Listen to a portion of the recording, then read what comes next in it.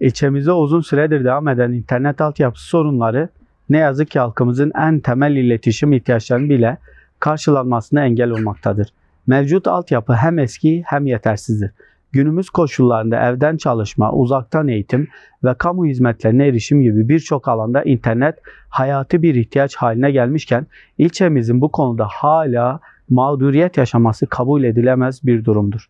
Vatandaşlarımız bu soruna çözüm bulunması amacıyla birçok defa Telekom Müdürlüğü'ne dilekçelerle başvurmuş, yetkililerle görüşmüş ve çözüm talep etmiştir. Hatta 2025 yılı içerisinde internet kapasitesinin artırılacağına dair sözler verilmiş, çeşitli projeler kamuoyunda konuşulmuştur.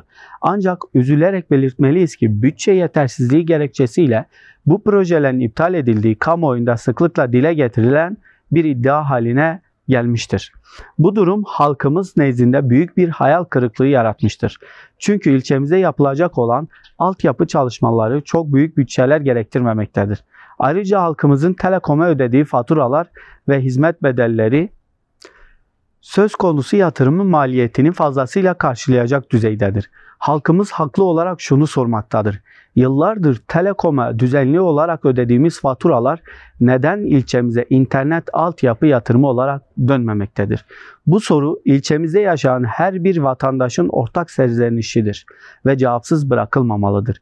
Özellikle yeni yapılan konutlara internet altyapısı sunulmaması bu sorunun geçici değil, yapısal bir ihmal olduğunu göstermektedir. Bu yalnızca bugünün değil, aynı zamanda geleceğimizin de göz ardı edildiğinin açık bir göstergesidir. Bizler Hüdapar olarak bu meselede sessiz kalmayacağız.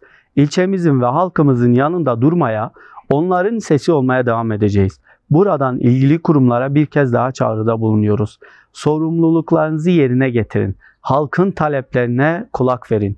İnternet altyapısı ile ilgili çözümleri daha fazla geciktirmeyin.